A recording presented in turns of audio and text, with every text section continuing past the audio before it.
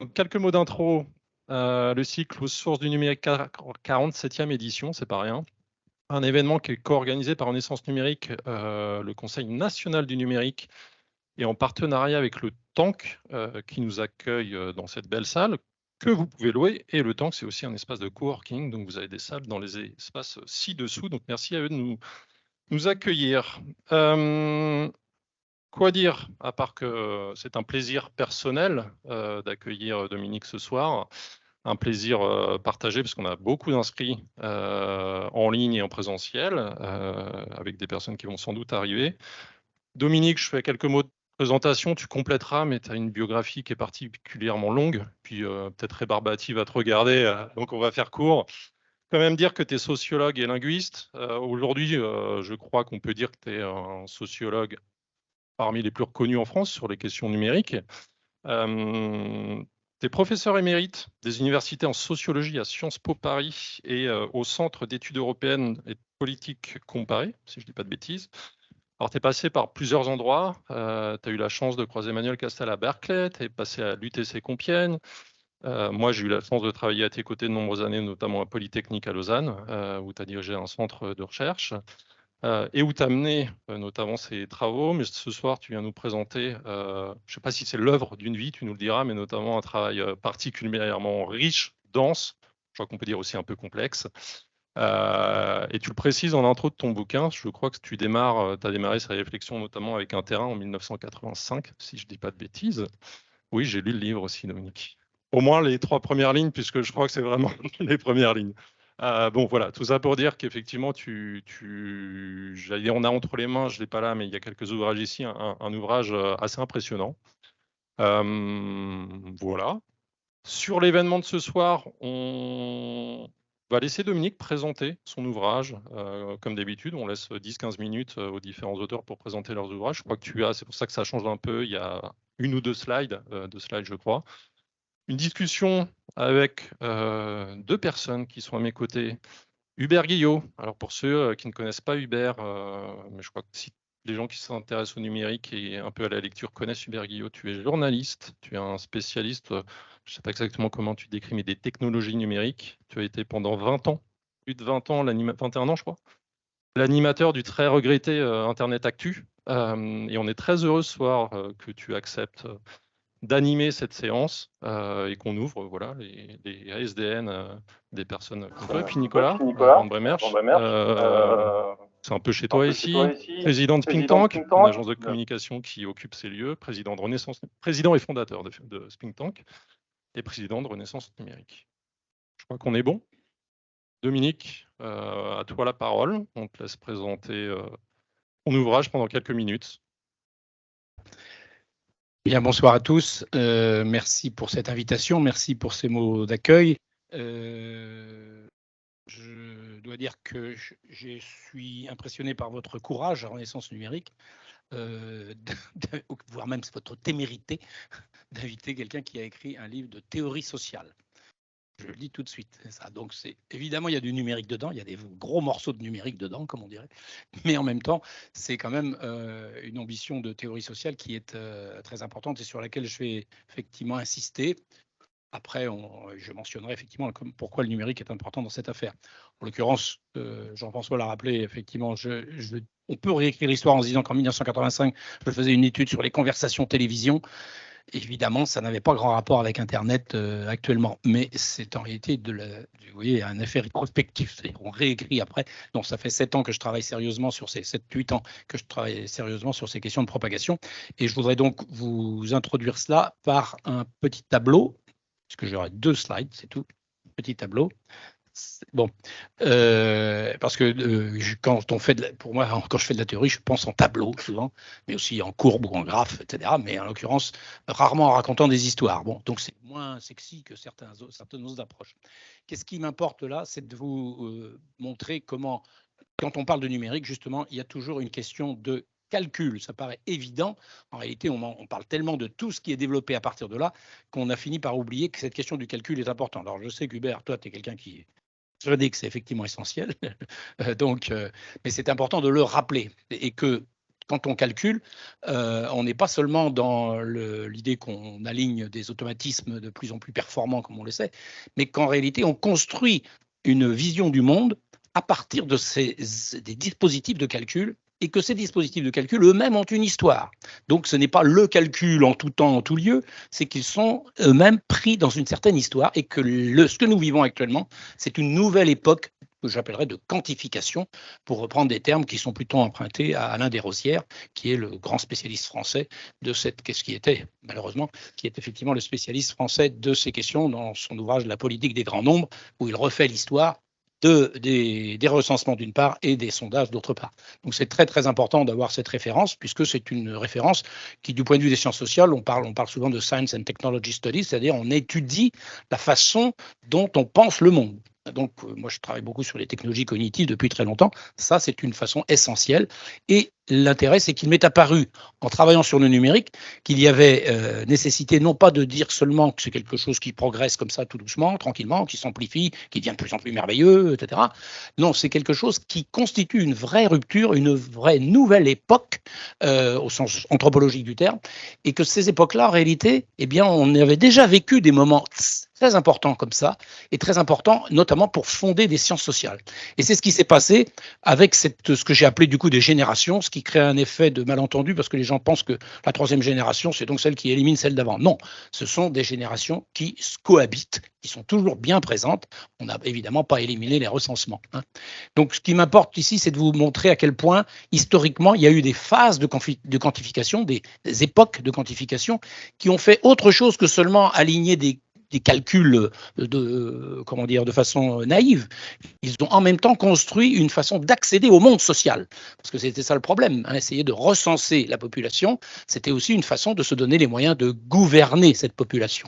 Ce terme que Desrosières avait mis en évidence dès le départ, prouver et gouverner, ce sont les deux fonctions de ces calculs-là, de ces calculs dans le monde social, et c'est ce qu'on va trouver dans les trois époques. La première époque, c'est effectivement celle des recensements, avec une impératif d'exhaustivité, sinon ça n'a pas grand intérêt, même si on a du mal à y arriver quelquefois. Ce sont les États qui pilotent ça, ce sont des instituts nationaux qui vont être créés. Tout ça, c'est quelque chose qui a franchi un saut en 1890, quand aux États-Unis, effectivement, on utilise les machines de Hollerith qui deviendront IBM. Donc c'est le moment où on commence à automatiser, y compris tout ça. Et IBM, pendant presque 100 ans, a été le dispositif central de gouvernement pour calculer non seulement la population, mais l'ensemble des activités urbaines, par exemple, dans les villes, etc. L'intérêt, c'est qu'au même moment, et sans qu'il y ait de corrélation, Durkheim produit, lui, un concept de société. Et ce concept de société, il nous paraît désormais complètement évident. C'est-à-dire que oui, il y a un tout de la société, et ça agit sur nous. C'est-à-dire que nous sommes agis par cela, et donc ça paraît quelque chose d'assez spontané dans la sociologie ordinaire que l'on emploie, et c'est très important de se rendre compte qu'à cette époque-là, c'est grâce à ces statistiques-là que Durkheim a pu commencer à travailler, notamment sur le suicide, alors que les autres ouvrages n'étaient pas forcément statistiques véritablement. Donc à ce moment-là, on se représente, on a la possibilité, on a le dispositif pour accéder à ce tout du social. Comment on pense une nation, comment on pense, parce que c'est national, ne l'oublions pas, c'est national. Et donc à partir de ce moment-là, on a ce dispositif-là. Ça crée une dimension. Les questions de l'époque chez Durkheim, c'est le travail, la division du travail, l'État-providence, comment on distribue les ressources pour les pauvres, etc. C'est des questions qui se trouvent dans tous les pays européens et occidentaux, on va dire au sens large. Deuxième époque, c'est quelque chose qui naît d'une révolution statistique au sein même des chercheurs, des statisticiens, qui mettent au moins 30 ans avant de valider l'idée qu'on peut étudier une population en partant d'échantillons. L'échantillonnage, ça nous paraît tout à fait évident pour nous, naturel. Non, il a fallu 30 ans pour qu'ils se mettent d'accord, voyez. Et donc, au bout de 30 ans, il y a eu un certain nombre de principes, notamment des intervalles de confiance qui permettent techniquement de valider le calcul par rapport à une population de référence. Et pour cela, c'est pas seulement des statisticiens qui vont le faire, mais quelqu'un comme un chercheur comme Gallup qui, lui, crée en fait à une forme d'agence déjà, l'agence de sondage, j'allais dire, de cabinet ou d'institut de sondage, qui va effectivement pouvoir le faire. le pendant scientifique étant Lazarsfeld. Et il le fait sur quoi? Il le fait non pas sur les statuts sociaux des personnes. Quand vous faites un recensement, vous déclarez un certain nombre de propriétés que vous avez, donc des features, comme on dirait dans le machine learning maintenant. Effectivement, vous avez un certain nombre de features. Non, là, ils vont traiter à partir de questions. Ils vont essayer d'accéder à ce que vous pensez, à ce que vous préférez, à ce que chaque individu préfère. Vous voyez, là, on est dans complètement autre chose. Et à ce moment-là, on réfère ça à une population globale et on crée effectivement l'idée qu'on accède à l'opinion. Avant, on pouvait penser l'opinion, mais on n'avait pas les moyens d'accéder. Vous voyez la différence. Donc, à ce moment-là, on construit tout ce dispositif qui va faire une convention, ce qu'on appelle une convention en sociologie et en économie, effectivement, qui fait tenir tous les partenaires autour de ça. Et à ce moment-là, évidemment, ce sont plutôt du côté des mass médias qu'on va aller voir, puisque c'est des questions d'audience au départ chez Gallup. Et de fait, on aura à cette époque-là, dans les années 30, vous voyez bien, c'est les questions de propagande et d'influence des médias. C'est l'époque de la propagande avec la radio qui a été vraiment lancée en 1926 du point de vue de masse. Et vous voyez qu'on n'a pas les mêmes questions, on n'a pas les mêmes outils, mais on n'a pas non plus les mêmes concepts. Et ce n'est pas la même réalité sociale qu'on fait advenir. Là, on faisait arriver la société, là, on fait advenir l'opinion. Et là, elle existe, ça y est. Alors, vous me direz, ça peut être très discutable, c'est une fiction. Oui, c'est une fiction. Oui, comme la société. Mais quand elle est bien construite, on a l'impression de pouvoir attraper cela et on peut la valider, la discuter. C'est à ça que sert la quantification, pour justement nous donner des prises sur ces réalités un peu évanescentes que sont la société ou l'opinion. Et puis dans notre époque, eh bien, il s'agit de propagation. Et de propagation, pourquoi? Alors j'ai choisi ce terme-là, j'ai mis du temps à le choisir, on en a discuté pendant quelques années avec Bruno Latour d'ailleurs, mais en réalité, l'important c'est que désormais nous avons des traces. Ce ne sont plus des recueils d'opinion, et ça j'insiste tout de suite là-dessus. Ceux qui pensent que sur Twitter, ils recueillent de l'opinion, ils se trompent. Bon, voilà. L'opinion, c'est un dispositif avec ses conventions propres à le dispositif des sondages. Ça, c'est limite de validité, mais ça finit par exister, y compris parce qu'on fait de plus en plus de sondages, contrairement à ce qu'on croit. Et de l'autre côté, on recueille aussi des traces. Et ça, ce n'est pas la même chose. Ce sont des traces de comportement quelquefois minimales, vous le savez. C'est un temps de passage sur une page, c'est un like. Ce sont des toutes petites choses comme cela qui sont petit à petit accumulées par qui? Non plus par les instituts de sondage ni les instituts nationaux de statistique, mais par les plateformes du web. C'est là où on voit qu'il y a non seulement une façon de calculer, mais aussi des institutions qui deviennent puissantes dans ce domaine. Et évidemment, on ne peut pas les contourner. Si on veut travailler avec ce qui se passe sur le numérique, on est obligé de travailler avec elles. Ce qui pose un problème, parce que nous, chercheurs, nous avons de moins en moins accès à ces données-là. Ça s'est petit à petit refermé. Ça, c'est un enjeu crucial de démocratie et de réflexivité pour une société, puisqu'on a des traces extraordinaires de suivi de comportement très détaillés, dont on peut critiquer par ailleurs la façon dont elles sont prélevées, ça, complètement. Mais en attendant, elles sont là et on ne fait pas retour pour les utilisateurs, on ne peut pas en obtenir une trace. Il se trouve que les questions qui sont posées à cette époque-là, d'où est-ce que ça vient tout cela? Eh bien, ça vient de l'analyse qui était faite en scientométrie, dans lesquelles Michel Callon notamment a beaucoup contribué, et c'était l'époque où on commence à penser la circulation et la mise en réseau, l'état de réseau d'une société, mais surtout la circulation d'énoncés ou la circulation d'objets. C'est la théorie de l'acteur réseau chez Callon, Latour et Lowe. Et là, c'est très intéressant de voir ça, puisque le web, comme vous le savez, les algorithmes de Google ont été empruntés à Steinberg, qui les a empruntés lui-même de la scientométrie. Donc, il y a une filiation par rapport à ces questions-là, ce qui n'invalide pas le reste, évidemment. N'oublions jamais ça, ça n'invalide pas le reste. Mais en attendant, nous avons passé une autre époque, et ces plateformes-là, pour qui elles produisent cela? Eh bien, elles produisent cela pour ces traces, pour les marques, puisqu'il s'agit de produire, de vendre de la publicité aux bons endroits. Donc voilà, c'est un petit peu cette première version historique. Et puis j'en ai une deuxième, parce qu'en réalité, quand j'ai construit ça, au bout d'un moment, je me suis dit, d'accord, c'est bien, tout d'un coup, on découvre un continent comme ça. Non, les traces, les propagations, c'est quelque chose qui existait déjà depuis longtemps. Notamment, moi j'étais un admirateur de Tarde, qui a été complètement écrasé par Durkheim à l'époque, à la fin du 19e. Eh bien, finalement, il avait déjà pensé cela avec l'imitation. Les rumeurs, ça en faisait partie depuis longtemps. Les paniques boursières, ça fait longtemps que ça existait. Enfin, il y a plein de domaines qui sont traités dans le livre d'ailleurs, où je prends des chapitres comme ça, on essayait de comprendre ce qui se passe, mais on n'avait pas les traces, vous voyez. Comprenez bien le point que je fais là ici, c'est de dire que tout ce qui est pensé à une époque n'est pas forcément opérationnel et ne produit pas des effets puissants sur la façon dont on réfléchit à la société tant qu'on n'a pas les outils pour cela. Et donc, ce sont les outils qui nous permettent de penser cela Et évidemment, le problème, c'est qu'on les pense dans les cadres des plateformes qui nous ont donnés. C'est ça le problème. C'est qu'évidemment, on aurait pu le faire autrement. Mais il y a des gens qui travaillent sur Wikipédia, qui font des choses intéressantes là-dessus aussi. Donc, on n'est pas forcément complètement dépendant de ça. Et donc, l'intérêt, c'est de voir qu'ici, en réalité, ce que j'énonce là comme des époques, en réalité, ce sont des points de vue sur le social. Ce sont des points de vue que spontanément nous abordons, nous adoptons. Parce que quand il y a un problème, bon, on va en discuter sans doute après, vous prenez n'importe quel problème, vous avez spontanément une façon de vous dire, je vais expliquer ça par l'héritage. C'est-à-dire parce que les influences que l'on a historiquement, le fait qu'on est né dans un certain milieu, et à partir de ce moment-là, c'est quelque chose d'assez basique qu'on a tous appris à l'école, un petit peu quand même, en lisant soit Durkheim ou Bourdieu, ou même en lisant juste les journaux, ça vient spontanément en disant, bah oui, forcément, quand on est dans ce milieu-là, ça explique ceci. Et c'est pas faux, mais dans quelle proportion et jusqu'où? Alors d'autres sont arrivés en disant non, c'est faux, vous êtes en train de déresponsabiliser. Il y a même un débat moral à ce moment-là. On dit vous déresponsabilisez les gens quand ils ont des comportements d'un tel type, par exemple délinquants. Moi, j'ai travaillé sur la délinquance pendant longtemps. Et donc on dit non, c'est parce qu'ils ont eux une responsabilité individuelle. Ils ont fait des choix individuels, etc. C'est pas faux non plus complètement.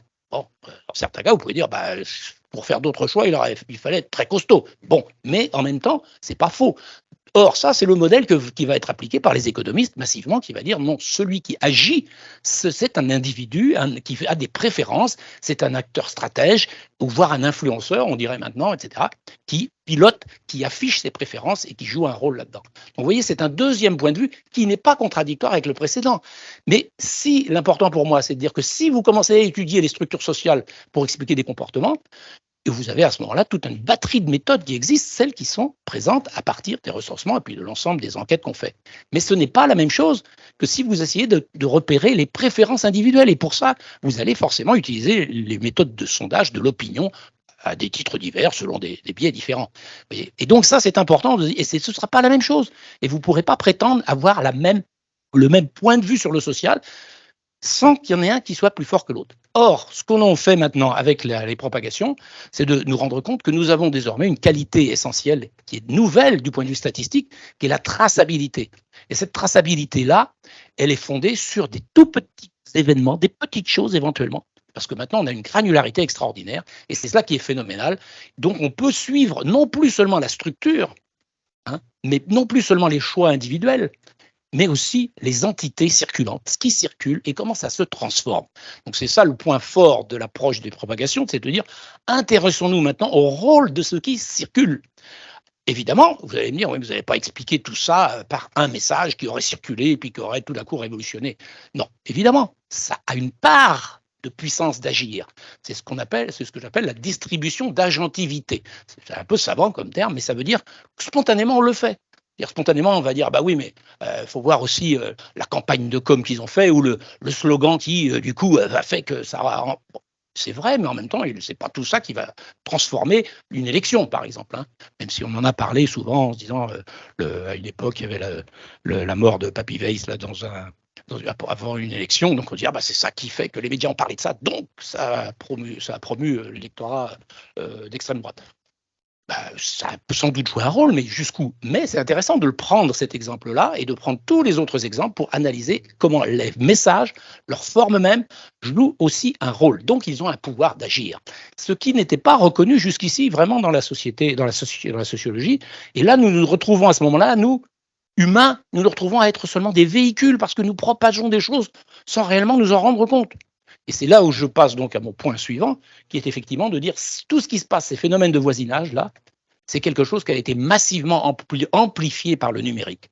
Massivement amplifié, c'est mon troisième point, massivement amplifié par des plateformes qui sont elles-mêmes organisées pour promouvoir la viralité. Pour des raisons publicitaires, certes, mais au bout du compte, on obtient à ce moment-là une vision intéressante de comment des propagations peuvent se faire.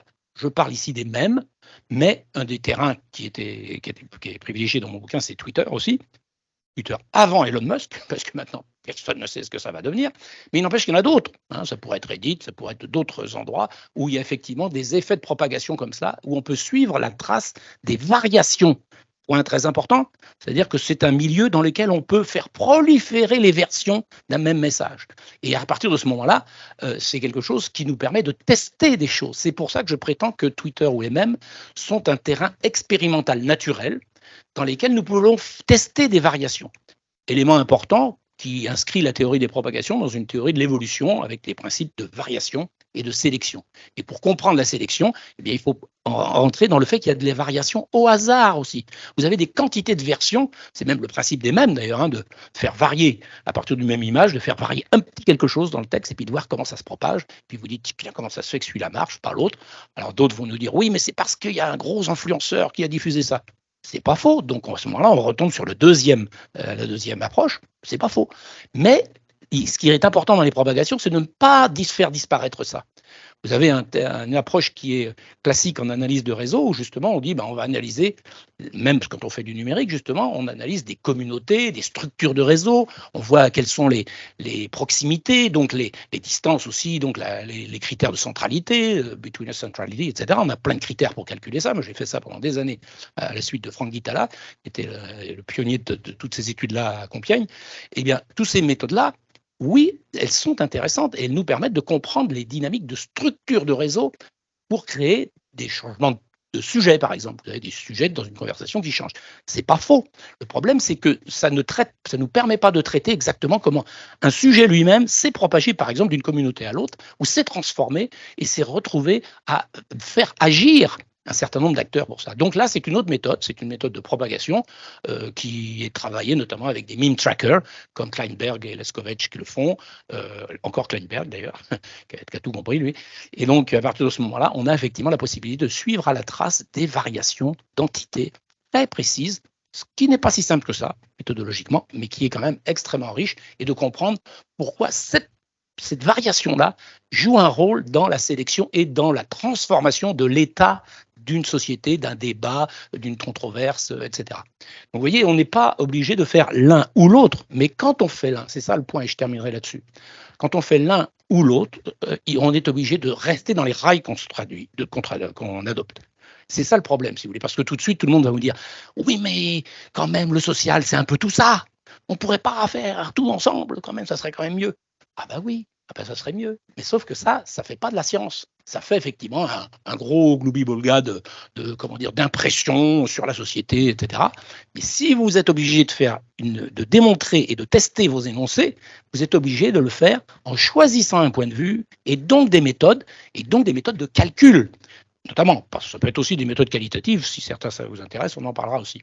Et donc, à partir de là, ça veut dire que si vous choisissez de travailler sur ces systèmes-là, sur le principe comme quoi vous allez essayer de considérer la société comme étant agissante, eh bien, vous allez choisir des séries statistiques. C'est ce que font Piketty et Cagé, par exemple, dans leur dernier bouquin. Ils font ça massivement et c'est génial. Ils créent une base de données qui n'existait pas avant, donc ils inventent un nouveau concept, les classes géosociales. Super, intéressant. Bon, le problème étant qu'après, ils disent qu'ils vont expliquer le vote, qui est supposé être individuel. Bon, alors le problème, c'est que les politistes, ils s'étranglent un peu parce qu'ils disent quand même, il y a quand même autre chose dans le vote. Et ils n'ont pas tort. Donc, le problème, c'est effectivement de dire les classes géosociales, c'est une catégorie intéressante, mais il faut lui donner ses limites et il ne faut pas tout d'un coup basculer subrepticement en disant tiens, il y a le sentiment d'isolement d'une circonscription. Mais c'est qui une circonscription? Ça n'existe pas, une circonscription. C'est un artefact statistique. Et donc, il y aurait un sentiment d'isolement dans une circonscription. Non, ça n'existe pas non plus. Donc, vous ne pouvez pas basculer d'un registre à l'autre. C'est tout. Il faut être très prudent. Ça ne veut pas dire pour ça que leur travail n'est pas remarquable. C'est au contraire. Et après, il faut être très prudent parce que si vous faites autre chose, eh bien, vous adoptez une approche par préférence individuelle et là, vous choisissez un point de vue. Et donc, vous êtes obligé de vous appuyer sur des expressions de ces opinions et de ces préférences avec tous les dispositifs qu'il peut y avoir, mais qui sont bien balisés maintenant, même s'ils sont discutables. Et là, évidemment, vous allez rater la structure sociale qu'il y aurait supposée derrière, qui explique tout ça. Vous allez expliquer effectivement comment chacun a pris des préférences, et les économistes sont très bons là-dedans, pour faire des calculs de théorie des jeux, etc., et ils sont très bons dans cette affaire. Et ça n'empêche qu'ensuite, il vous restera ensuite à traiter l'autre partie, qui est ce qui circule et comment ce qui circule agit. Et à ce moment-là, quand je vais dire ça, moi je fais des propagations, mais à la limite, je dirais, je me tire dans le pied, parce que on pourrait dire, les propagations, ça devrait pouvoir tout expliquer. Eh bien non. justement, ma proposition finale, qui est celle dans le dernier chapitre et dans la conclusion, c'est de dire non, nous devons accepter le deuil du tout social. On ne peut pas accéder au tout, on n'y accède que par des méthodes, des outils, des dispositifs, et donc on ne peut pas tout expliquer. Mais il faut savoir ce qu'on fait. C'est la seule règle, je dirais, épistémologique de dire je fais ça et donc je sais qu'il y a des limites de validité. C'est tout. Et donc c'est plus modeste, évidemment, c'est moins prétentieux, mais ça permet aussi de faire travailler toutes les sciences sociales, chacun dans leur couloir, quitte après à croiser de temps en temps, évidemment, les choses. C'est ça qui est intéressant. Ça n'empêche pas le dialogue, au contraire. Ça empêche surtout de quelqu'un qui vient marcher sur vos plates-bandes en disant moi je sais ce que. Je vais tout vous expliquer les propagations à partir des structures sociales. Vas-y, mon gars. Mais en attendant, non, il reste des choses qu'il faut complètement expliquer, prendre en compte en termes de propagation elle-même, d'entités circulantes. Donc, nouvel accès à des entités, à des acteurs sociaux, mais qui jusqu'ici étaient totalement mis à part, puisqu'ils ne sont pas humains en tant que tels. Ça peut être des objets, ça peut être des entités comme des messages. Voilà les 4 points que je voulais faire. L'histoire, les concepts de distribution d'agentivité entre les 3, et puis le numérique, le rôle important du numérique, et le fait qu'on ne peut pas accéder au tout. Voilà. Ce qui est un peu vexant quand même. On se dit, avec la puissance du calcul qu'on a maintenant, on pourrait tout corréler. Eh ben non, surtout pas. Ne lui croyez pas, ça ne marchera jamais. Il faut être conscient du point de vue qu'on adopte, standpoint en anglais, et ce point de vue-là, il est réduit, évidemment, il est réducteur. Mais c'est comme ça qu'on fait aussi une activité scientifique qui peut être discutable. Sinon, on fait des choses qui sont des grandes généralités. Voilà.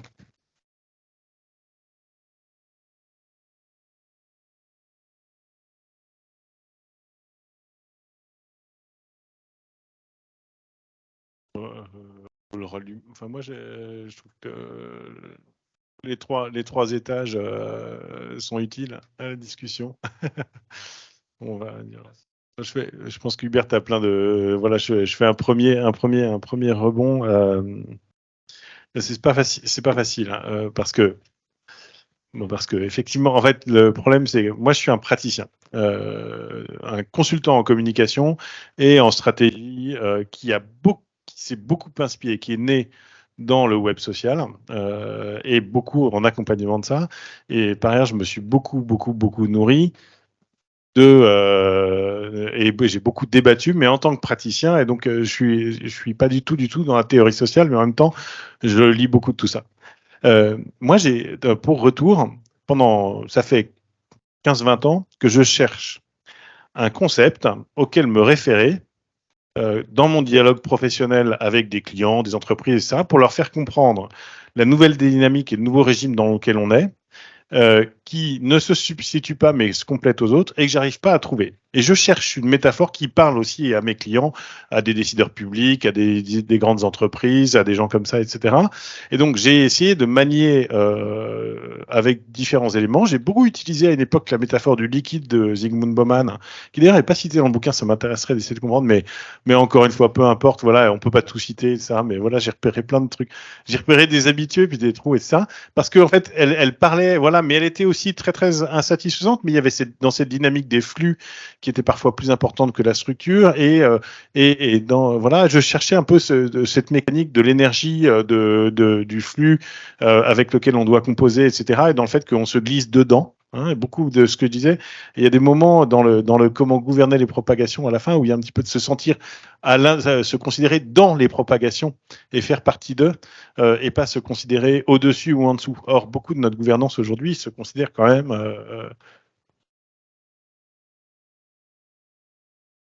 j'ai peur de ne plus avoir beaucoup de piles, parce que ça c'est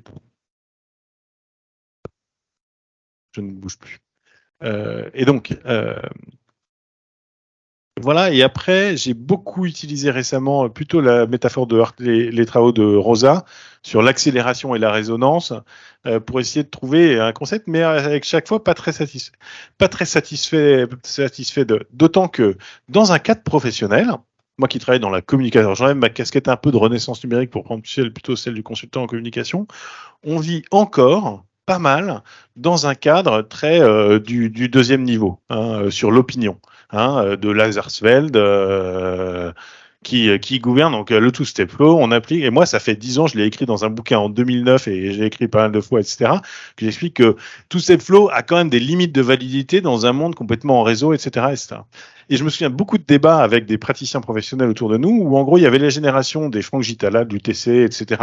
On va cartographier tout ça et comme ça, on aura des bons effets de structure. On pourra vous expliquer, fabriquer des stratégies là-dessus.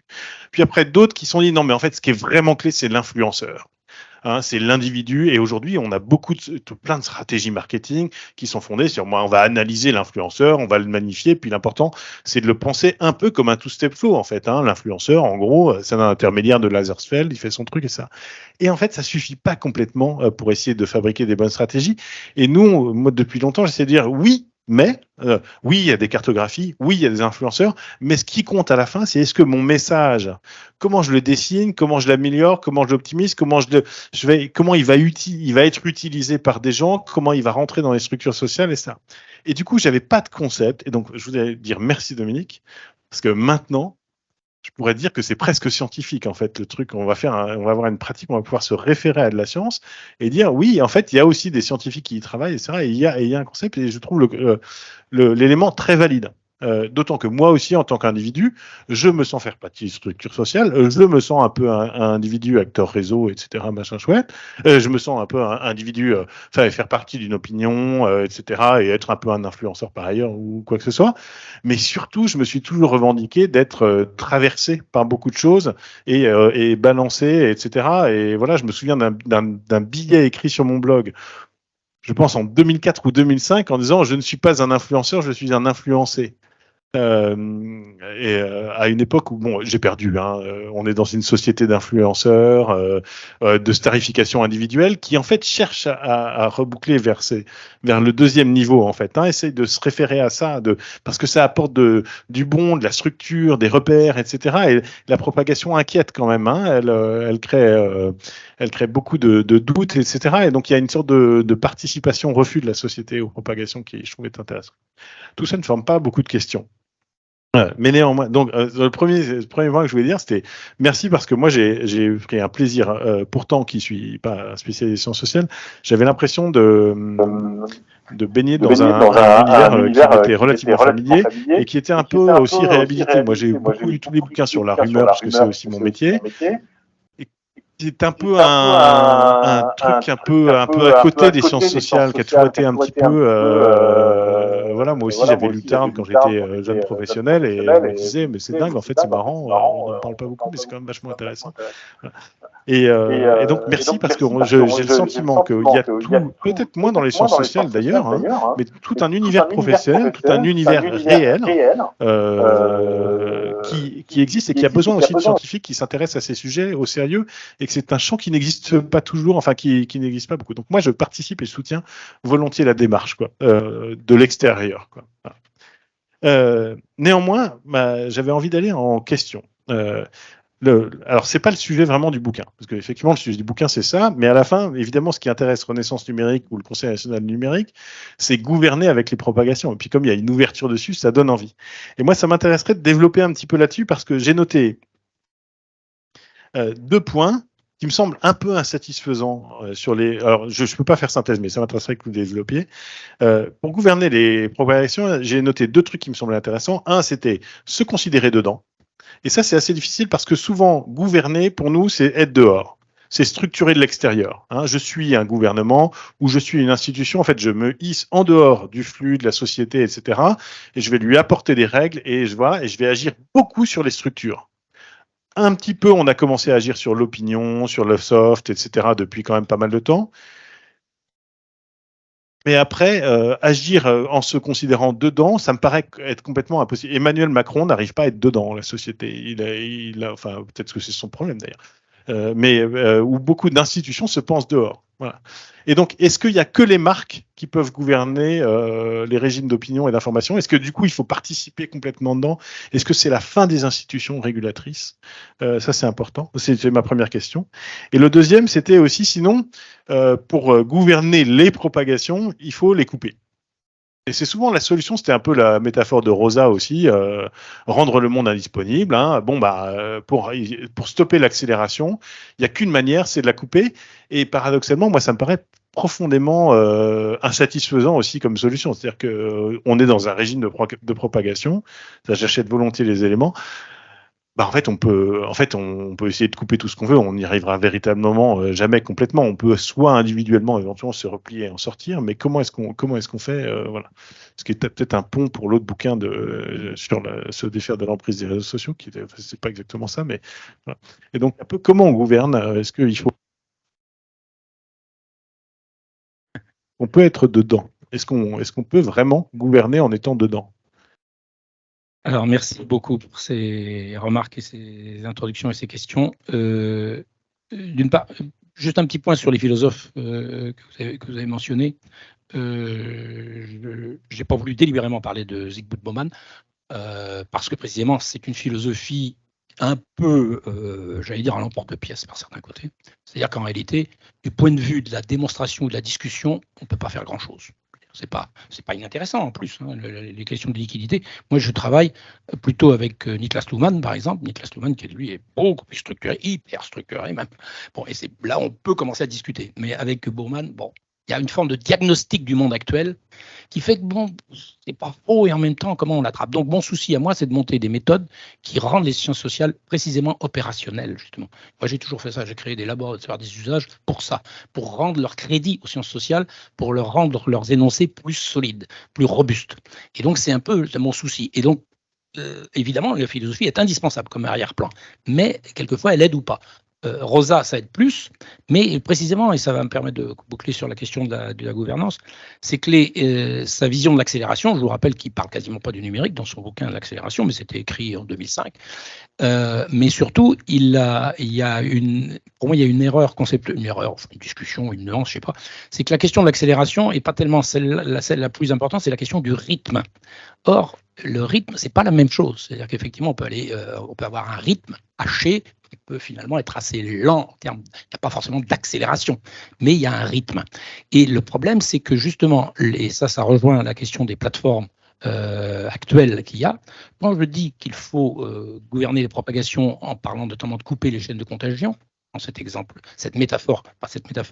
j'emprunte cette méthode-là effectivement à l'épidémiologie et au discours politique qui a été tenu après, c'est qu'en réalité, je ne pense pas que dans les réseaux sociaux, effectivement, c'est forcément exactement ça qu'il faille faire.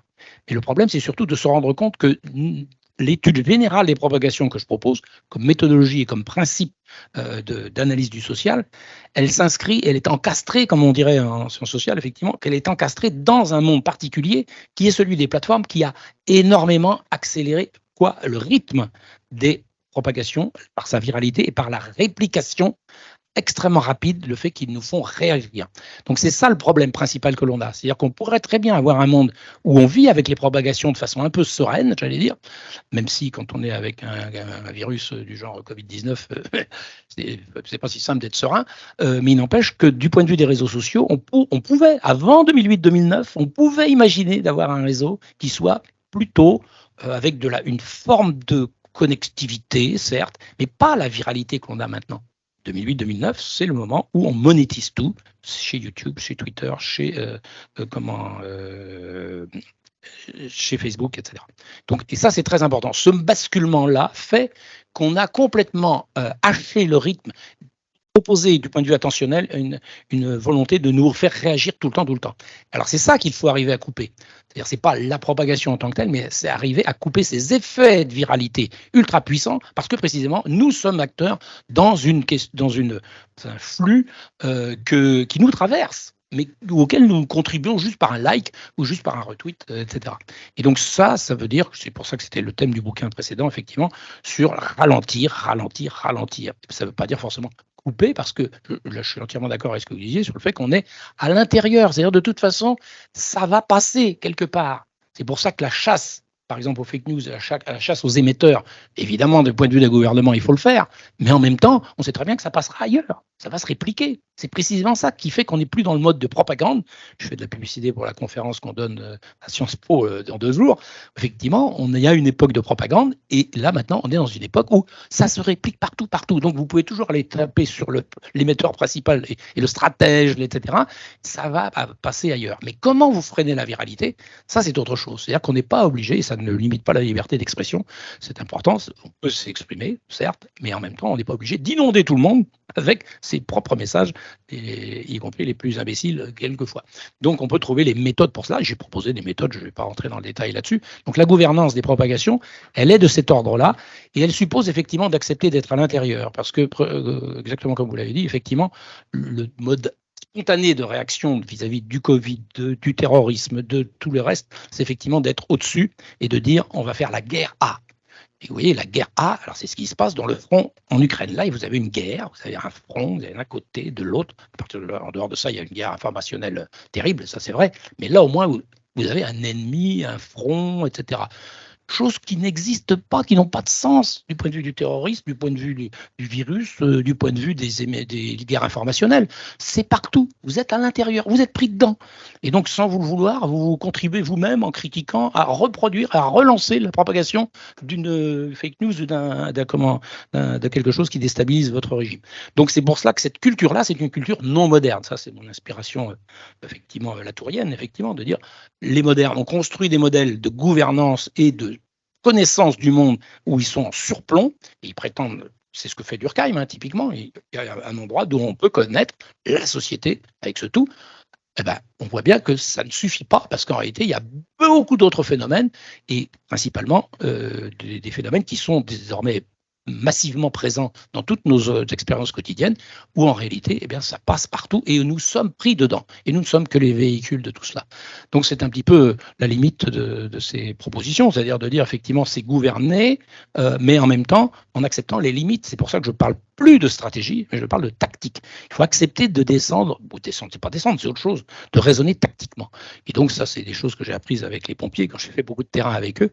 Alors si on a le temps, je peux mettre une diapo supplémentaire, non? Je sais pas si elle est là, parce que j'en ai préparé une au cas où. Ben voilà.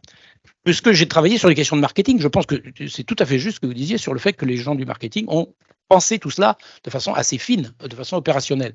Et vous voyez que la première génération, c'est tout ce qui s'appelait segmentation. Alors c'est en anglais parce que c'est publié dans un papier en anglais qui est disponible.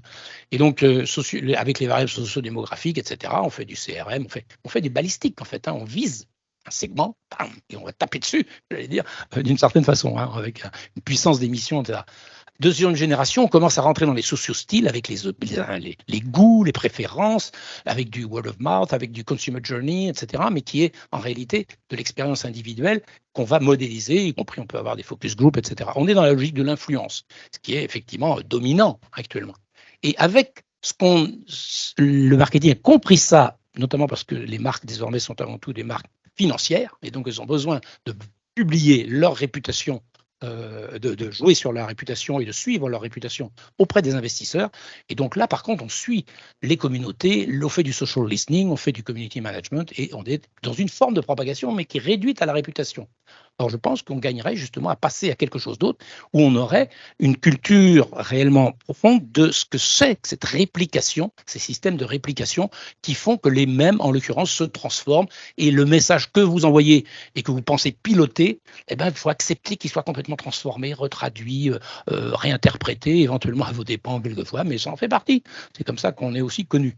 Donc vous avez des gens qui travaillent plutôt sur le moment marketing, sur l'inbound marketing, avec des contenus qui doivent circuler, etc. Et les meme trackers, les méthodes que j'ai évoquées tout à l'heure sont présentes là. Donc voilà une piste éventuellement pour contribuer aussi à ce que le marketing ne soit pas seulement en train d'évoluer à cause des enjeux de réputation, parce que c'est ça qui devient essentiellement important, mais qui comprennent aussi les dynamiques des contenus qui circulent et leur pouvoir propre. Et donc l'attention qui doit être donnée à chaque façon de les concevoir, au design qui en est fait, et d'être prêt à accepter que ça se traverse, ça se transforme, etc. Et là, évidemment, c'est pas très facile à vendre en termes de stratégie. Je comprends bien, parce qu'on va dire non, je contrôle tout. Ben non, c'est précisément ça qui est intéressant, de pouvoir accepter cette dépossession-là, évidemment en ayant des forces pour pouvoir contrecarrer, jouer soi-même sur ces logiques de propagation, mais en étant un des acteurs à l'intérieur de la sphère où se jouent ces propagations. Aussi le temps. Alors,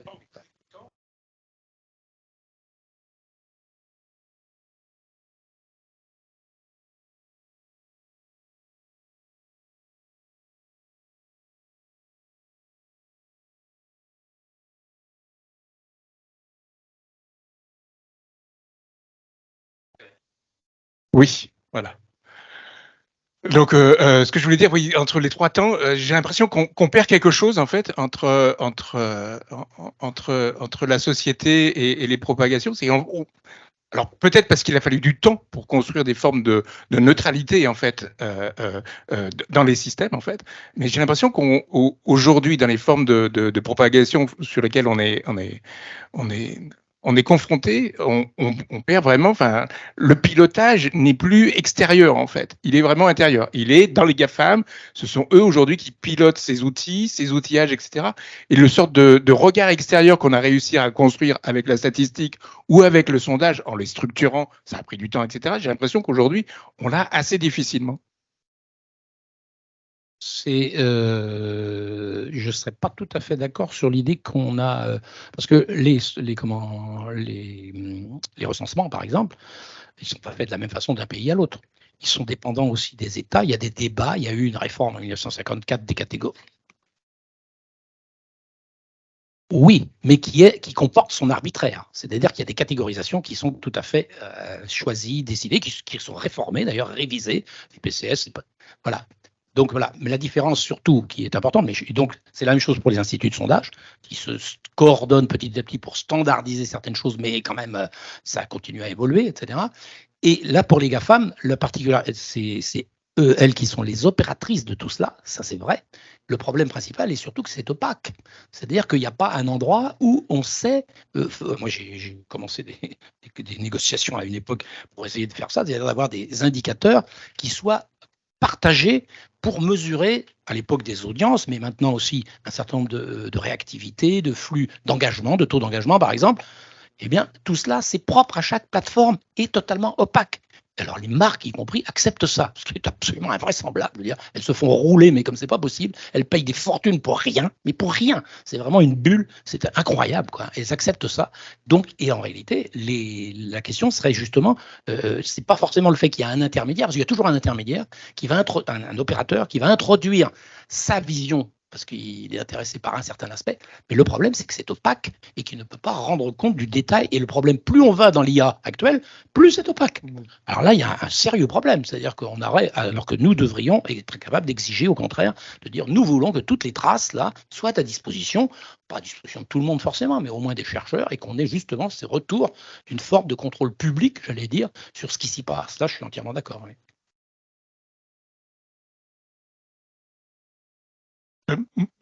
Moi, j'avais un peu l'impression également, alors, dans votre livre, c'est très très riche parce que vous passez en revue la littérature scientifique sur les rumeurs, sur les crises économiques, sur des tas de modalités de propagation en fait dans la santé, dans la médecine, dans l'information aujourd'hui, etc. Enfin, il y a vraiment un aspect assez profond pour essayer de comprendre en fait comment est-ce que les sciences sociales se sont intéressées à ces questions, chacune dans leur domaine très très différentes.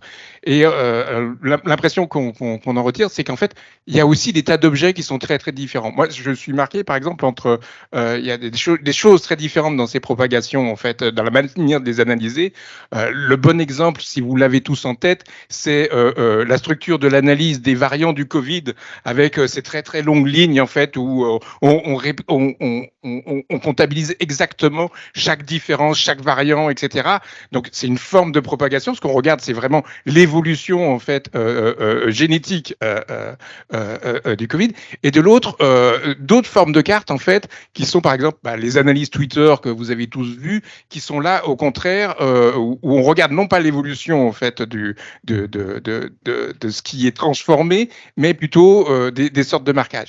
Et j'ai l'impression qu'il y a en fait, quand vous les décrivez en fait justement par toutes ces modalités, les propagations se regardent de tas de manières différentes en fait.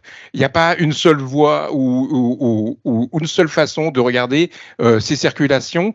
Elles sont multiples, elles sont encore à documenter et à construire et à structurer en fait. Et c'est cette analyse-là en fait qui est encore plus riche en fait que presque l'époque des statistiques ou que l'époque du sondage. On a l'impression qu'il y a une diversité de possibles sur comment est-ce qu'on va regarder les phénomènes sociaux. C'est un petit peu le problème dans la phylodynamique, par exemple, qui est le corpus, l'exemple effectivement très intéressant de la part de l'épidémiologie, effectivement, où on est capable de descendre à un niveau de granularité extrêmement fin et de dater et de localiser chaque émergence de variants et de sous-variants, etc., et de le voir dans le temps, etc. Et là, moi, ce qui m'intéresse, c'est justement de récupérer des méthodes assez robustes de ces gens-là, non pas pour dire que la formation ou je sais pas quoi, c'est exactement la même chose, non, c'est pas le problème, mais c'est surtout que les méthodes de calcul et de traçabilité sont assez voisines. Or, c'est vrai que quand on parle de Twitter ou d'autres réseaux sociaux, mais donc de messages que l'on pourrait suivre, etc., on a tendance assez vite à représenter des graphes de réseaux, oui, une visualisation de graphes qui permet effectivement de restituer le réseau qui est celui des acteurs et notamment des comptes qui sont actifs, etc. Et ça, pour moi, c'est justement une torsion. On a eu ces discussions-là au Media Lab aussi à Sciences Po, effectivement, en disant, du coup, on retombe un peu sur des effets de structure, d'une part, ou des effets d'influenceurs spécifiques, et on note ça, etc. Ce qui n'est pas faux, c'est pas inintéressant. Mais si on veut réellement, et c'est pour ça que je pousse mon agenda de recherche dans ce sens des propagations, si on veut travailler par contre là-dessus, il faut mieux travailler du point de vue des propagations. La chose qui nous manque à chaque fois, c'est les réplications au sens mémétique du terme, c'est-à-dire effectivement la variation qu'il y a dans chacun des énoncés qui est propagé. Alors là, il y a des gens qui font ça, comme par hasard, par exemple, il y a des gens qui font ça très bien à Facebook, parce qu'évidemment, ils ont des millions de comptes et des centaines de millions de tweets, de posts, etc. Et ils peuvent y accéder, eux, sans problème. Bon, c'est un peu vexant. Mais bon, il n'empêche que c'est ça qui est intéressant, parce que là, on peut reconstituer, y compris les dérivations et la façon, comme je disais à propos des mèmes, c'est-à-dire on prend en compte toutes ces petites variations-là. Et là, on a du coup une visualisation qui est assez proche de la phylodynamique, c'est-à-dire effectivement, on peut voir, tiens, tac, le mème en question, là, il s'est transformé. C'est des choses, moi, mes étudiants ont fait ça sur Pippi the Frog, par exemple, le mème de la petite grenouille, hein, vous voyez, puis la grenouille. Bon, dans un cas, elle évolue du côté de l'alt-right de Trump, puis de l'autre côté, elle évolue du côté des contestataires des résistants de Hong Kong contre le PC chinois. Et donc, c'est plus la même parce qu'il y a un moment, il y a une qui pleure. Bon, voilà. Vous avez une petite variation comme ça et c'est utilisé de façon très différente. Et vous pouvez suivre ça historiquement, vous voyez comment ça évolue, etc.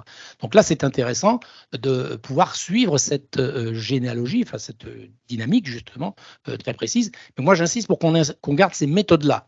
Ce qui n'invalide pas, évidemment, les méthodes. Par exemple, vous avez un problème quand on étudie MeToo, par exemple. Ce qui est, quand on a Alyssa Milano qui lance MeToo, c'est Alyssa Milano qui se retrouve au centre et puis ça arrose tout le monde, après c'est repris, etc. Mais il se trouve que MeToo, il est puissant et il devient viral parce qu'il ne varie pas. Ah, ça c'est très embêtant, moi je m'intéresse les variations. Mais bon, il est puissant parce que justement, il agrège beaucoup de choses et il va être extrêmement puissant, reporté d'un milieu à l'autre. Alors les structures, en termes de communauté, elles vont jouer un rôle, oui, c'est vrai, c'est-à-dire que vous avez, pour rentrer dans la communauté du cinéma, ça y est, ça fait un effet de propagation dans la communauté du cinéma. De la même façon, vous allez avoir des influenceurs. Vous avez le moment où Oprah Winfrey commence à rendre sa publique ou à prendre la parole, pouf, là, ça décolle. Donc vous voyez, ça c'est pas faux non plus. Hein. Donc il ne s'agit pas de nier ces effets-là. Mais il reste, alors ce cas-là n'est pas le meilleur pour les répropagations parce qu'en réalité, il n'y a pas de variation. Mais vous avez des variations équivalentes. Vous avez en France, vous aviez Balance ton porc, qui lui n'a pas vraiment décollé. Pour d'autres raisons, sans doute, qu'il faut analyser justement, mais ces variations-là sont intéressantes parce que le principe, c'est de faire des comparaisons et de découvrir des patterns de propagation par comparaison. Mais évidemment, il y a des cas qui sont plus intéressants que d'autres, etc. Ça me fait... Ce que vous me dites, notamment sur le marketing, me fait... En fait, on est vraiment pleinement dans l'ère numéro 4 que vous êtes. Et moi, ce qui m'intéresse d'ailleurs, c'est souvent les allers-retours. Je pense beaucoup au cas de l'exemple de Balenciaga, qui est une marque qui avait tout compris de l'ère de la réplication, de la 4e phase, qui était la reine de ça, hein, mais pas de manière scientifique. Pour moi, c'est un vrai acte de création, c'est-à-dire que c'est quelque chose que beaucoup de marketeurs, grandes marques de sportswear, de mode, de lifestyle, etc., aujourd'hui, leur génie, c'est d'aller s'adresser à des gens qui, justement, ont cette créativité, qui savent travailler, justement, cette réplication, ce dialogue, qui savent animer des conversations sociales et qui rendent les gens un peu fous. Et paradoxalement, Balenciaga, dont vraiment, avec le Denmark Vasalia, le créateur, avait créé un truc complètement fou. Chaque tweet, chaque Instagram excitait dans un dialogue qui animait des choses un peu cryptiques, plein de communautés, etc., rendait ça de manière folle. S'est pris le vent en plein dans la figure l'année dernière, avec une énorme crise qu'elle ne maîtrisait plus, et s'est fait dépasser par son objet. Et là, du coup, est revenu au registre d'avant, à devoir protéger sa réputation de manière extrêmement forte, à fermer tous les canaux. Et ça, je pense que c'est un exemple hyper intéressant à comprendre parce que c'est vraiment, elle s'est fait traverser par une propagation, alors qu'elle en était l'instigatrice, elle s'est fait traverser par une propagation hyper violente dans le sens inverse, et qui montre bien aujourd'hui la figure de c'est quoi un animateur, un leader ou un créateur dans ce domaine-là. Idem sur les personnalités publiques ou politiques du même registre. On voit bien que le leader qui est aujourd'hui, c'est celui qui s'est excité des propagations, mais souvent il se prend en backlash à un moment donné ou dans l'autre, il va se retrouver, rares sont les Trump qui arrivent un peu à surfer de manière durable sur cet effet de réseau de manière extrêmement costaud. Et on a toujours un petit peu un retour en arrière quand on veut en jouer, quand on veut en être acteur. Je pense Obama a été peut-être un précurseur de cette ère des propagations en sachant vachement l'instrumentaliser de manière intelligente, mais il s'est rapidement restatifié. Il est reparti dans quelque chose de beaucoup plus lointain, etc. Il s'est mis à distance. Il faut qu'on tacle dans nos micros. Et est-ce que ça peut être un régime durable? Est-ce qu'on pourrait, au-delà du plaisir scientifique d'analyser les choses et pas que du plaisir, mais de la passion et de la nécessité, de l'importance, etc., est-ce qu'on pourrait imaginer des acteurs durables dans les propagations? Ou est-ce qu'en fait, on est condamné à des acteurs réseau qui viennent dedans et puis qui viennent, ressortent, etc. Et que, voilà. Alors oui, c'est une situation, un cas intéressant, notamment en comparant Obama et Trump. Parce qu'Obama, en réalité, il n'était pas, à mon avis, dans l'ère des propagations. D'ailleurs, comme par hasard, il a lancé en 2008, quand il fait sa campagne, qui a été présentée comme le début des campagnes de réseaux sociaux, etc., il était plutôt dans du grassroots, parce que c'est connecté, là, il y a de la data, c'est connecté effectivement avec des gens sur le terrain, et on est plutôt dans précisément une logique de communauté, qu'on anime et qu'on sait travailler avec les réseaux, etc. En revanche, Trump, lui, alors c'est un cas où justement, lui, de toute façon, tout ce qui circule est bon, il s'en prend dans la figure, ça passe, c'est pas grave. Alors, avec mes étudiants, on a travaillé ça sur le degré d'agressivité des tweets de Trump, etc. Et on voit bien que ça monte, mais alors de plus en plus. C'est-à-dire, plus il y a de la réactivité, et plus lui, il en rajoute. C'est-à-dire, il alimente le truc. Et on sait très bien que ça intéresse les plateformes elles-mêmes, puisque ça crée de l'engagement. Donc c'est bon, plus vous avez quelque chose qui vous choque, et plus ça réagit, donc impeccable. Et donc après, c'est tout le problème de à quel moment on le débranche, puisque soi-disant qu'ils n'ont pas de pouvoir éditorial, donc ils ont traîné. Mais en attendant, en revanche, pour Trump, voilà un cas particulier de quelqu'un qui est un peu téflon, comme on disait à une époque. C'est-à-dire effectivement, boum, ça glisse de toute façon. Quoi que vous disiez, il va rebondir. Ça, c'est typique du personnage des propagations qui accepte d'être dedans parce que de toute façon, il peut dire tout et n'importe quoi. Il n'y a pas de référent autre que le seul fait de parler de lui et de relancer la machine. Donc à partir de ce moment-là, c'est ce que disait d'ailleurs Andy Warhol dans les années 60, en disant moi, ça m'est égal qu'on me critique ou qu'on me glorifie. Moi, je mesure ça en centimètres de colonne. Donc voilà, c'est tout. Donc à l'époque, c'était des journaux, donc c'était des centimètres des colonnes de journaux. Maintenant, c'est ça, c'est pareil. Il y a de la réactivité, il y a de l'engagement, impeccable, c'est bon, quoi. Et donc là, ça, c'est la version cynique de l'affaire, hein, évidemment. Mais il y a une version autrement qui doit être plus responsable, mais qui consiste à dire on ne peut pas prétendre piloter des stratégies en matière de propagation. on ne peut être que dans la tactique. Donc, ça veut dire une hyper-réactivité, d'une part, et accepter précisément de se prendre des retours dans la figure. Et à partir de ce moment-là, les marques qui survivent à ça, c'est celles qui font aussitôt, qui disent OK, là on s'est totalement trompé. Alors on voit ça souvent dans les communautés où il y a vraiment de la réactivité, dans les jeux vidéo. Actuellement, il y a eu une histoire là, de tarification dans les jeux vidéo. Ça a monté très fort. Aussitôt, la firme qui proposait je ne sais plus quoi, fait comment oui, Unity, voilà, exactement, a tout de suite fait marche arrière. Et bon, à ce moment-là, vous montrez que vous êtes dans la connectivité et vous êtes pas indemne, pas suprême, pas gouvernant, pas stratège. Vous faites partie de je lance des trucs, ça marche pas. Alors l'intérêt, c'est justement, malgré tout, c'est que si vous n'êtes pas stratège, vous pouvez en revanche jouer être tactique et pouvoir lancer plusieurs pistes. Et donc, vous voyez ce qui marche. Parce que vous ne le savez pas avant. Et donc, vous pouvez lancer plusieurs pistes. C'est ce que fait aussi l'Internet Research Agency ce cher Prigogine, donc qui faisait effectivement ce genre de truc. C'était pas une propagande, c'est je balance des éléments de langage qui vont déstabiliser les croyances établies et les appartenances établies, et ça suffit. Et j'en balance 10 dans un sens, dans l'autre, tout ça est bon. Donc là, vous voyez, ces types de tactique n'est pas fait à un niveau direct en termes de stratégie. Il y a une méta-stratégie, j'allais dire, qui consiste à dire du moment que vous créez de la confusion mentale chez les autres, c'est très bon. Oui, c'est assez réussi d'ailleurs, ça marche assez bien.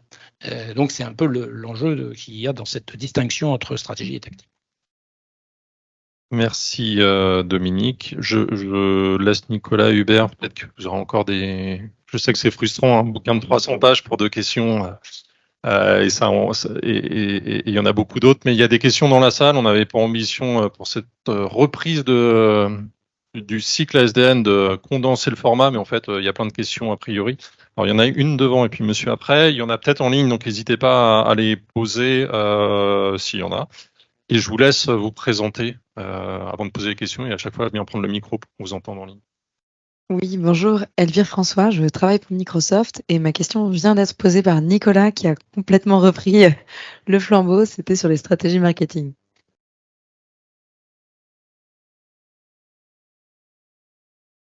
Bonjour Christophe, je suis Radical Exchange et hashtag le plus important. J'avais une question qui était comment vous intégrez des stratégies de coalition par rapport à ces mécanismes de propagation. Vous avez parlé de Wagner, vous avez parlé de Trump.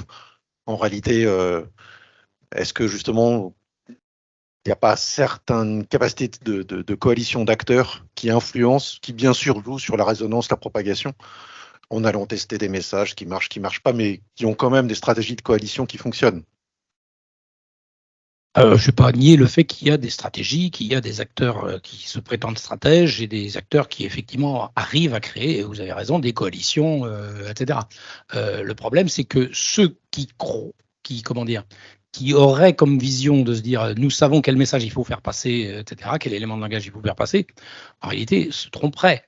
Et justement, ces gens-là sont plus malins que ça parce que, y compris dans ces stratégies de coalition, ça permet d'associer des éléments qui ont des versions différentes. C'est les problèmes des versions. Et à ce moment-là, vous avez sur la même tonalité, vous pouvez avoir plusieurs versions. Vous associez tout un tas de gens un peu différents, mais qui en réalité, vous avez raison, sont aussi pilotés, disons, à un second plan par ça. Et là, du coup, ça donne des chances à certaines des versions de fonctionner. Hein, voilà, c'est exactement ça. C'est le fait d'avoir le principe des coalitions, c'est un peu ça, c'est-à-dire de jouer la variété. Parce que le point clé dans la théorie des propagations, c'est effectivement de prendre en compte la variation. Alors là, quand on dit ça, on dit que c'est pas une variation au hasard, c'est-à-dire que c'est une variation délibérée. En réalité, il y a quand même beaucoup de variations au hasard aussi, c'est-à-dire que bon. Vous lancez des versions et puis on voit bien. Et puis ça coûte tellement peu cher en plus, hein, je veux dire, de le lancer comme ça. Vous voyez bien. Si c'est des robots qui doivent diffuser tout ça, et les robots le font, c'est pas beaucoup plus cher. Donc c'est quelque chose c'est pour ça que c'est un terrain expérimental parce que vous pouvez pas faire ça dans la vie réelle quand même. Vous pouvez pas balancer 50 versions d'une rumeur et puis voir celle qui marche. Vous voyez, ça se fait pas. Ça se fait pas. Ça se traduit petit à petit dans le temps. Comment? Non, c'est quand vous êtes un stratège, si vous voulez, quand vous êtes un stratège, vous arrivez difficile dans la vie réelle, vous avez du mal à diffuser ça si vous n'avez pas les outils qui sont ceux de maintenant, c'est-à-dire que Parce que là, il faut du personnel, hein, quand même. Il faut beaucoup de monde. Hein. Donc, et c'est quelque chose qui est plus compliqué. En revanche, oui, vous avez raison, dans la vie réelle, vous avez ces communautés, ces alliances, ces possibilités de versions différentes qui vont se propager. C'est ça qui est intéressant, que dans le temps, vous allez voir que ça franchit une barrière de communauté, hein, donc pas une barrière d'espèce, mais une barrière de communauté. Et puis là, vous voyez, à ce moment-là, tac, ça se transforme. Et du coup, ça gagne une autre, ça permet d'entrer en contact avec d'autres, etc. Et cette diversité-là, cette variabilité-là, elle est très importante. Elle est au cœur même de la théorie de l'évolution. Et je pense qu'on est vraiment dans un cas expérimental, pas expérimental, un cas, oui, avec le numérique, un cas expérimental parce que ça amplifie, mais on est dans un cas où on doit reconnaître ces éléments-là, c'est-à-dire le fait que ça nous traverse, que ça varie au hasard aussi. Et alors là, c'est très difficile, sur le plan des sciences sociales, de dire, bah oui, il va falloir accepter qu'il y a du hasard quelque part. Eh ben oui, ouais, accepter. Bon, voilà. Et que du coup, par contre, les principes de sélection, la variation est au hasard, mais le principe de sélection, lui, on va être obligé de trouver des principes de fitness, comme on dit, effectivement, qui font qu'il y a une adaptation, une capacité à correspondre aux propriétés d'un milieu, etc. Qui n'est pas forcément le meilleur, etc. Ça n'a aucun rapport. Mais bon. Est-ce qu'il y a une autre question? Alors, s'il y a des questions en ligne, c'est le moment, parce que l'idée, c'est qu'on puisse aussi partager un verre et puis continuer à discuter de manière peut-être plus informelle avec Dominique s'il y a des questions. Mais a priori, il y en a une.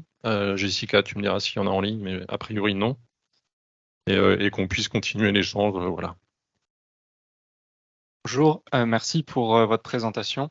Je fais ma thèse sur la circulation et la réception des théories complotistes sur les réseaux sociaux numériques. Et donc, voilà, ma question était par rapport à vos variations.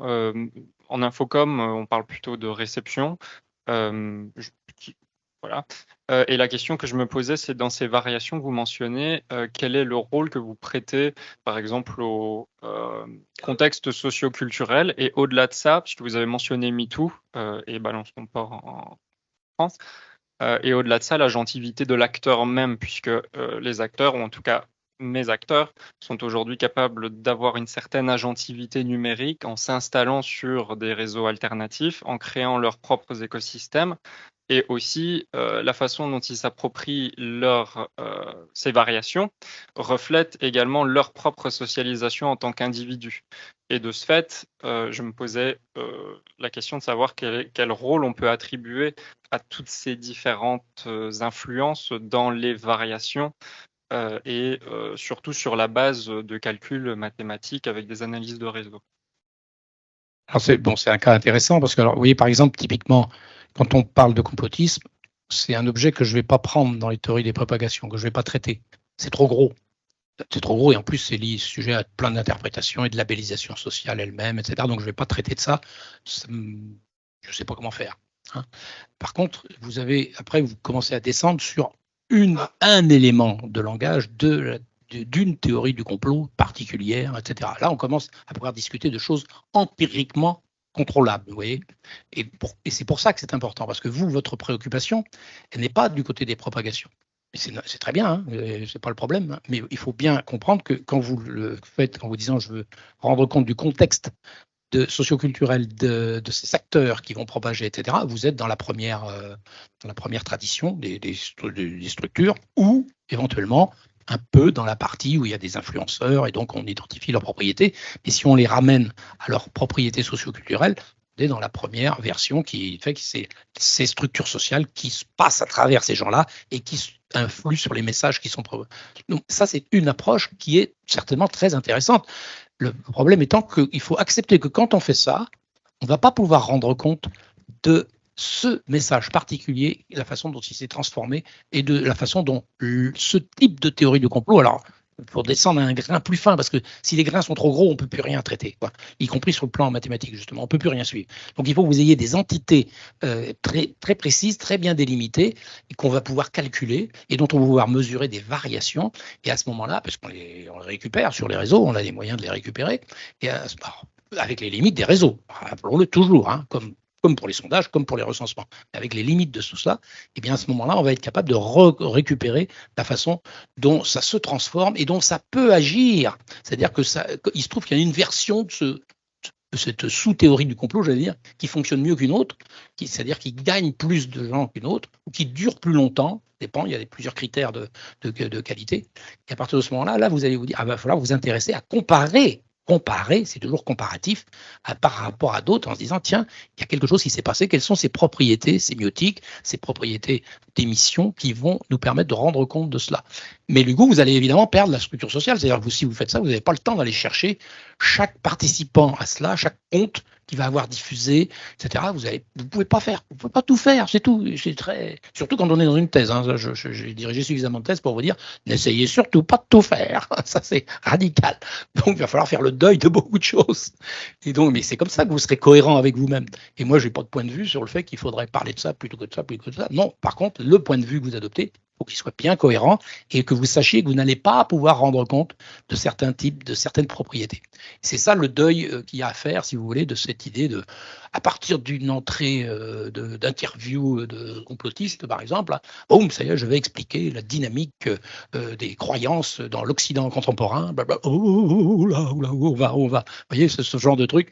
Non, doucement, redescendons, validons des choses plus sérieusement, de façon plus robuste. Et pour ça, il faut descendre en granularité et limiter son champ d'investigation, mais surtout être cohérent du début à la fin, depuis la façon dont on pose la question, les concepts qu'on mobilise, les matériaux qu'on utilise, les méthodes que l'on emploie et les méthodes de validation qu'on va avoir. Donc, il y a une cohérence, ce qu'on appelle un alignement de médiation, pour prendre un terme d'Antoine Aignan, effectivement, un alignement de médiation qui doit être rigoureusement contrôlé. Et donc, ça veut dire que ça réduit votre capacité à parler de tout. Vous ne pouvez pas.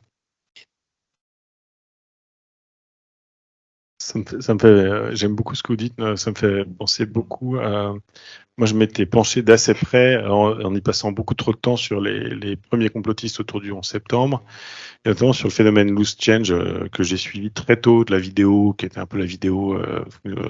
voilà. Et ce qui me frappait beaucoup, c'est que les gens qui propageaient ou qui regardaient ou qui partageaient, qui likaient, qui interagissaient avec Loose Change, n'étaient pas du tout des gens qu'on pouvait structurellement déterminer comme étant susceptibles de le faire. Contre-intuitivement, c'était des gens assez sérieux. Enfin, pas du tout l'hurluberlu qu'on aurait pu imaginer, sensible, etc., sur le tout début, et même de manière assez structurante. Et je pense que vraiment, c'était la qualité du contenu qui fabriquait de la réaction, du sampling par pas mal de gens sur différents éléments. Enfin, il y avait plein d'éléments qui lui donnaient une fitness. Là, j'aime beaucoup voilà, qui favorisait énormément sa dispersion. Et beaucoup de gens qui voyaient ce contenu un peu de loin et qui n'étaient pas du tout, qui n'y étaient pas sensibles, eux, disaient ah oui, mais en fait le complotisme, non, mais c'est des structures, c'est parce qu'il y a des réseaux de complotistes. Ils revenaient à une explication très structuraliste, très bon, ben voilà, il y a des réseaux qui agitent ça, etc. Sans regarder la qualité même du contenu véritablement, sans s'y intéresser. Et moi, je pense qu'il y a vraiment ça joue beaucoup, quoi. Cette capacité de la nature même du contenu voilà. Et aujourd'hui, c'est vraiment la quête des agences marketing ou des manipulateurs. C'est vraiment trouver le bon, mais en fait, il n'y a pas de méthode miracle que d'essayer plein de choses. Et puis souvent, on ne sait pas, on est très surpris par ce qui va se propager. Et puis après, on va le suivre, on va l'analyser, on va rebondir, on va devenir tacticien. Mais on est vraiment dans une ère des créateurs et des tacticiens. Et alors qu'en fait, tous les directeurs de la communication, les patrons des propagandes, des stratégies de mobilisation, etc., se pensent comme des stratèges. Encore pas mal. Enfin, pas tous, hein, mais les bons. Si vous regardez aujourd'hui chez Nike ou chez Adidas, il n'y a plus de stratèges. Il n'y a plus que des tacticiens qui testent 50 000 trucs. Ou si vous regardez les bons politiques, ils multiplient les collaborations et les partenariats où on se dit mais qu'est-ce qu'ils sont en train de faire là, en espérant qu'il y en ait un qui marche. Même Macron, il fait 50 000 trucs en live auprès des jeunes dans cette logique-là. Il va faire un jour Hugo Décrypte et le lendemain les deux là. Voilà. McFly et Carlito, etc., en se disant, je vais en tester, puis il y en a qui vont marcher, puis dans McFly et Carlito, sur 2 heures de live ou avec les Gus, je vais générer des mèmes, et puis il y en a qui vont être pris, etc., puis ceux-là vont marcher. Et donc c'est assez intégré par pas mal d'acteurs, tout ça maintenant, mais néanmoins, il y a quand même des corpus d'analystes ou de stratèges dans pas mal de boîtes qui ont du mal encore à l'accepter, parce que ça dévalue leur métier aussi. Les directeurs de stratégie, de la communication, etc., vendaient du contrôle. Moi je sais, j'ai compris l'opinion, je maîtrise les structures, donc je te rassure. Or, la réalité, c'est qu'ils ne maîtrisent plus rien. Oui, c'est en ça que toutes les théories que vous avez connues avec Eli Pariser sur le bubble effect, par exemple, c'est effectivement où on dit on finit par vivre dans un monde qui est d'information, où on reçoit toujours les mêmes signaux parce qu'on on appartient à une communauté, etc. Ce qui n'est pas faux, ce qui est pas faux. Mais le problème, c'est que si on veut comprendre comment est-ce que ça se propage et que justement ça sort de ces communautés-là, ben, il faut dire qu'il y a aussi autre chose. C'est-à-dire qu'il y a aussi effectivement des effets de perforation, j'allais dire, de ces membranes des communautés qui sont créées par des contenus particuliers qui doivent avoir certaines propriétés sémiotiques pour arriver à percer l'attention. C'est ce que j'appelle les effets d'alerte. Et donc, sur le plan cognitif, c'est un régime d'attention qui fait que tchac. Alors, Vossoughi, lui, parle justement de novelty score. On dit souvent que il montre que les fake news se diffusent plus vite que les autres. Non, c'est pas ça qu'il dit. Il dit seulement que les contenus qui ont un score de nouveauté plus important vont donc vont avoir une vitesse de propagation plus importante et une reach, une étendue plus importante. Et ça, c'est dû au fait que ces contenus-là vont être plus choquants. Donc, ils peuvent être positifs ou négatifs. C'est pas, ils sont fake news ou pas. Mais le problème, c'est qu'ils doivent être choquants. Donc, même quand vous avez une nouvelle tout à fait crédible, etc. C'est pour ça que on apprend maintenant, y compris à raconter sa thèse en 180 secondes. Donc voilà, pour que ça marche comme ça, parce que la mécanique virale de ces systèmes-là ne prend en compte que cela et elle leur donne une chance de survie qu'à cela. Donc les types de contenus que vous formatez, eh bien, ils vont avoir une chance de perforer justement les effets de bulle qui sont spontanément créés par nos habitudes cognitives et par certaines plateformes, parce qu'évidemment, quand on est une plateforme, on a intérêt à garder les gens confortables, si vous voulez. Mais en même temps, ça circule autrement. Sinon, on ne comprendrait pas pourquoi, tout d'un coup, effectivement, il y a des messages qui passent d'une communauté à l'autre, etc. Tout le monde vivrait en autarcie, ce qui n'est pas le cas. Vous voyez. Donc, il y a quelque chose d'autre qui se passe. On avait dit une dernière question, parce qu'on avait dit jusqu'à 19h max. Il est -5. Alors, moi, je suis Christine Sibor. Je suis aujourd'hui maîtresse de conférence à l'université. Je suis d'un profil, je vais dire, complètement maths et informatique. Et en fait, j'ai une thèse en intelligence artificielle des années 90.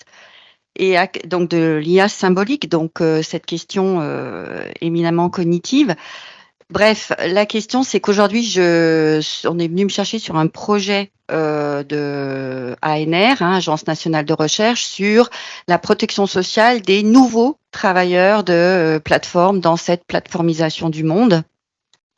Et donc, j'ai écrit un chapitre sur management algorithmique dont je me suis énormément inspirée de votre ouvrage sur sociologie du numérique et l'histoire, parce que je crois que c'est pas un hasard dans le management algorithmique.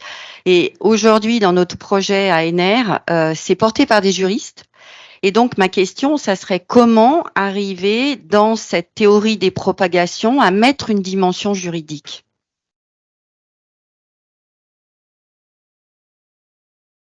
Oui, c'est ça, oui, exactement. Là, vous êtes dur, là. Non, parce qu'effectivement, moi, je travaille beaucoup sur ces questions de droit et je passe mon temps, effectivement, à plaider pour qu'on réinjecte du droit et surtout que la culture de ces plateformes libertariennes, pour les qualifier politiquement, effectivement, ces plateformes libertariennes commencent à se plier, je dis bien se plier un peu au droit et comprennent quelque chose au droit, au moins. Et donc, le problème, ça, c'est compliqué, effectivement, de ce point de vue-là. Tout ce qu'on a dit sur les questions de propagation, etc., ça fait comment dire, ça veut dire que les propagations profitent de toutes les failles. Donc, exactement, c'est-à-dire que, de fait, cette viralité-là, n'est pas qualifiable juridiquement, effectivement, mais on sait bien que quand il y a du vide, ben précisément, c'est là où les propagations vont pouvoir passer. Et donc, c'est un peu le problème. Et moi, je pense qu'on doit être capable de retrouver une question. Alors, il y a des débats juridiques, y compris assez importants. Voilà, donc je suis dans des questions de neuroéthique aussi, ou tous ces trucs-là. Donc le Chili, par exemple, a introduit dans sa constitution des alors comment ils appellent, les neurodroits, je ne sais plus comment c'est, enfin, l'interdiction, disons, de manipuler les cerveaux d'une façon ou d'une autre, etc. Donc c'est possible de le faire. Le problème, c'est que, si vous voulez, si on le garde à un niveau de principe trop élevé, ce qui est le risque souvent de ces débats politiques ou des débats qu'on a actuellement à l'Assemblée aussi, où on fait assaut de vœux pieux, si vous voulez, par certains côtés, ou de vœux très opérationnels, mais qui ne marcheront jamais. Donc, c'est encore pire. Donc, le problème, c'est comment est-ce qu'on est capable, justement, de rentrer dans le design du code, et de dire c'est là-dessus qu'il faut agir. Et pour ça, nous avons un cahier des charges. Et si vous voulez opérer dans notre pays, eh bien, notre pays, plutôt dans notre continent d'ailleurs, en Europe, enfin dans notre ensemble politique, eh bien, il va falloir respecter cela. Ça veut dire respecter effectivement un certain nombre de procédures de ralentissement. Pour moi, c'est ça l'enjeu. Hein, c'est-à-dire, ça va pas être tellement de dire, par exemple, le seul problème que le RGPD ne donne pas de cadre pour penser les traces. Le temps de passer sur une page, le RGPD va rien dire là-dessus. Bon, et bien entendu. Et donc, de fait, oui, puisqu'il optimise toujours les performances économiques des plateformes, donc il va rien dire. Le problème, c'est que c'est ça les gens croient que c'est leur numéro de téléphone qui intéresse les plateformes. C'est pas le problème, c'est qu'effectivement, c'est avant tout, c'est pas des données personnelles, c'est des traces comportementales, certes, mais agrégées et corrélées et testées statistiquement, etc., avec des très grands volumes de données qui font qu'on dégage des patterns et qu'on conseille à ce moment-là aux marques de placer à tel moment, etc. Comment vous pouvez dire que vous allez les empêcher de faire ça? C'est quasiment impossible de le faire en tant que tel. En revanche, vous pouvez ralentir les mécaniques et donc de pouvoir dire, effectivement, vous freinez la viralité et à une époque, vous savez, alors je suis en train de parler plutôt de mon ancien bouquin, là, mais mon bouquin précédent. Mais effectivement, ce qui est quand même important, c'est de se rendre compte que certaines plateformes en avaient conscience. Hein. Par exemple, Facebook, à un moment, a parlé de supprimer les vanity metrics, hein, tout ce qui est les petits affichages comme ça, parce que ça a un effet de distorsion complet des préférences, puisque de toute façon, vous ne préférez que ce qui va vous être renvoyé vous-même et de préférence, vous publiez, y compris pour obtenir des vanity metrics favorables. Donc, vous voyez, c'est un truc pervers bien connu, hein, la mesure devient l'objectif. Donc ça, c'est un premier aspect. Et donc, et Twitter lui-même, avant Elon Musk, avait commencé à introduire de la friction en disant, vous n'avez pas lu le retweet, puisqu'on sait que 60% des retweets ne sont pas lus. Donc, il commençait à se rendre compte de l'effet de détérioration considérable de la qualité même de l'offre et des échanges de leur mécanique virale. Bon, mais ça a été juste des tentatives. Mais reprenons ces choses-là et disons, vous avez un vrai souci aux plateformes, on peut le dire, et puis on leur dire, venez là, discutez avec nous, et puis on va désormais organiser un caractère vivable de tout cela.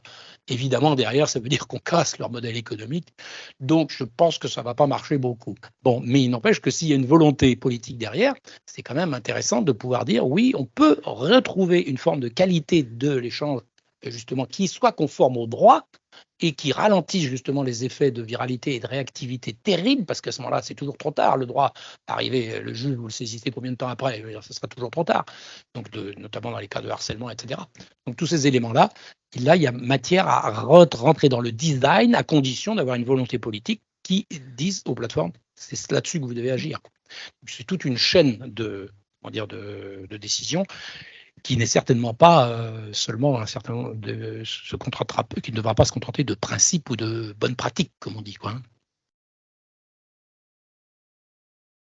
C'est une très bonne ouverture de conclusion. Voilà. Bah, une conclusion en ouverture, qui pose de bons sujets. Merci infiniment, Dominique. C'est la fin de cet ASDN numéro 47. Propagation, donc c'est chez Armand Collin. Et même si Dominique, que c'est un traité de sciences sociales ardu, en fait, pour tout passionné du numérique et qui s'est intéressé et qui s'est plongé dedans, en vrai, ça se lit, hein, et avec passion et intérêt. Merci infiniment de ce partage et on est très heureux de vous avoir vu avec nous. Et on vous donne rendez-vous pour le prochain ASN bientôt avec un auteur que nous vous confirmerons bientôt ou une autrice, voilà, que nous vous confirmerons bientôt. À bientôt.